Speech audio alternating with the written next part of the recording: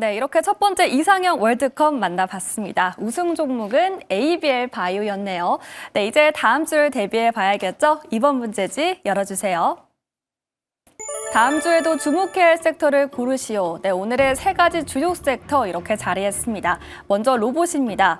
내년도 CES 2025 개최를 앞두고 로봇의 상승 랠리가 나타나고 있습니다.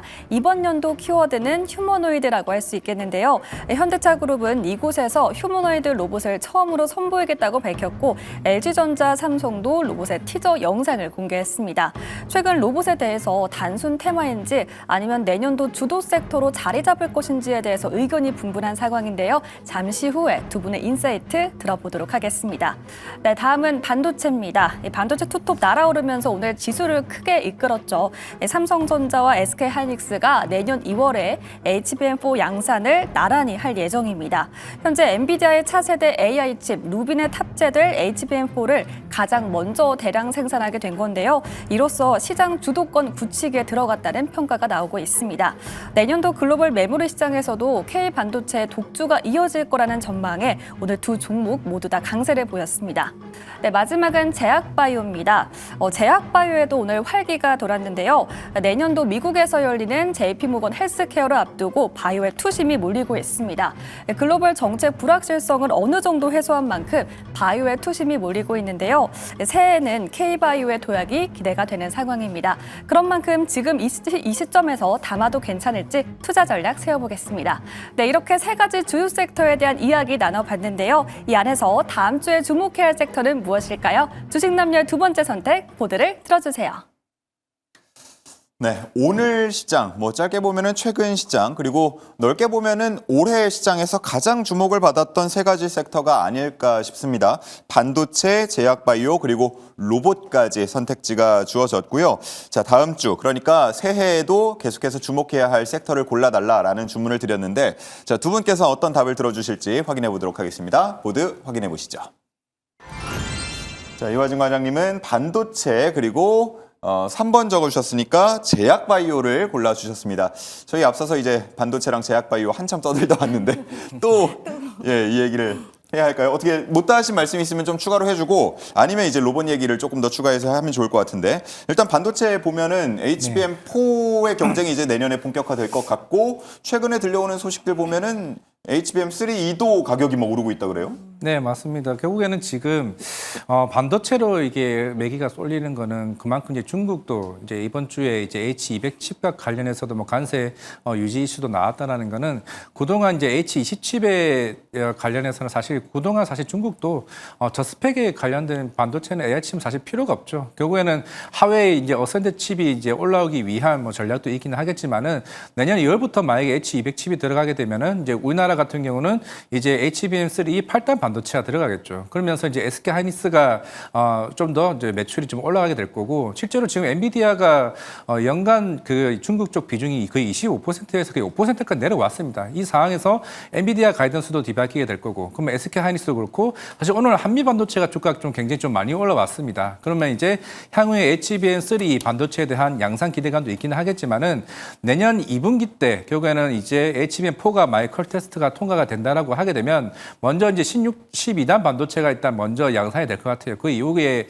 16단 반도체로 된다라고 하게 되면 일단은 내년 4분기에 이제 루빈이 본격적으로 양산 시점이 있다라고 봤을 때 새로운 장비 주술에 대한 수주 모멘텀이 부각이 되게 될 거고 그리고 삼성전자나 이제 SK 하이닉스 같은 경우도 결국에는 내년을 위해서라도 이제 장비주들 보통 일반적으로 하반기 그 연말쯤에 장비주들 수주가 본격화되는 시점입니다. 결국에는 업사이클이 계속 지속된다는 점을 감안을 했을 때 오늘 그런 점에서 소부장이 움직였고 그럼 내년에는 그동안 우리가 하반기에는 최근에 이제 레거시 쪽 번역 메모리 가격이 올라오면서 우리가 전공정적으로 많이 봐왔다는 말이죠. 그럼 이제 HBM4에서 이제 본격적으로 HBM 장비주들이 시장에서 움직일 가능성이 좀 굉장히 크다라고 봤을 때는 일단은 장비주들과 반도체 흐름들이 내년 1분기까지는 조금 흐름이 좀 굉장히 좋아질 가능성이 좀 있다고 생각하고 있습니다. 예, 시청자분 중에 동생이 있나 봅니다. 예.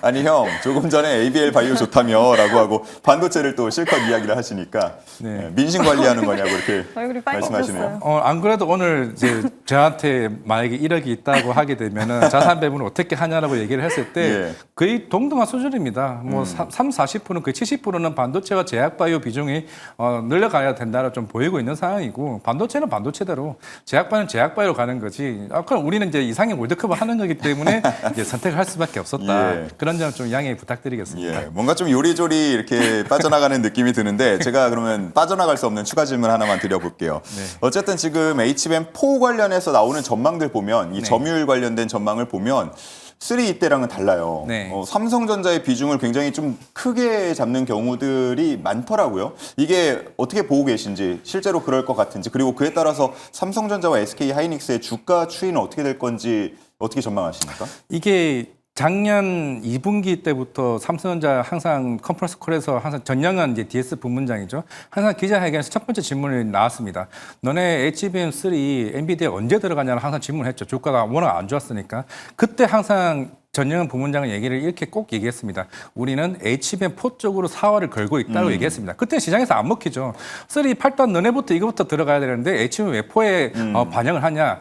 일단은 HBM3E와 HBM4는 구조 자체가 다릅니다. 우리가 흔히 HBM 이제 적층이라고 얘기를 하죠. 적층을 쌓는데 베이스 다이를 깝니다. 기존에는 이제 HBM3 같은 경우는 베이스 다이가 그냥 하나의 연결 통로였어요. 근데 HBM4부터는 이게 연상 처리 장치가 되는 겁니다. 이걸 하기 위해서는 파운드리 위탁 생산이 더 중요한데 이거는 삼성전자가 할 수가 있죠. 그래서 이제 SK하이닉스는 TSMC에 위탁을 했습니다. 그런 측면에서 이거 원가 절감에 대해서는 삼성전자가 좀 더 우위에 있는 건 맞습니다. 그런 측면에서 수율이 완전 뒤바뀔 수 있는 구조인 상황이라서 결국 삼성전자가 빠르게 HBM4를 시장을 더 선점할 수 있다는 얘기가 그런 이유로 좀 기술적인 이유로 좀 나올 가능성이 좀 있다라고 봤을 때는 파운드리와 이제는 HBM 그리고 지금은 3분기 실적을 보게 되면 이제 삼성전자는 본용 메모리가 87%나 돼요. HBM이 13%고 대신에 SK하이닉스는 50%죠. 이게 완전 뒤바뀔 수 있는 게 내년에 삼성전자 변화라고 봤을 때는 삼성전자에 아까 말씀드렸던 20만 원 리포트 나오는 거는 사실 제가 볼 때는 큰 문제가 안 될 것 같습니다. 그럼 SK하이닉스는 그럼 안 좋아지는 거냐? 그건 또 아닌 상황이죠.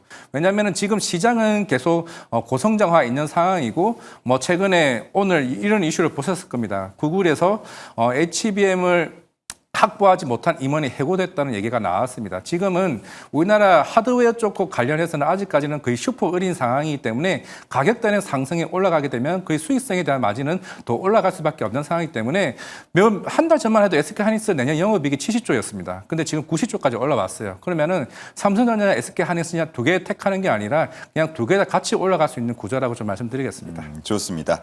자, 그리고 이제 이재현 대표님으로 넘어가서 제약바이오를 골라주셨는데 지금 우리 시청자분들 가운데서는 이제 CES도 다가오고 하니까 로봇에 대한 관심도도 좀 높은 것 같아요. 골라서 해주시면 되겠는데 우리 시청자분들은 로봇을 좀 기다리는 것 같기도 하고요. 골라주시죠. 어떤 거 말씀하시겠습니까?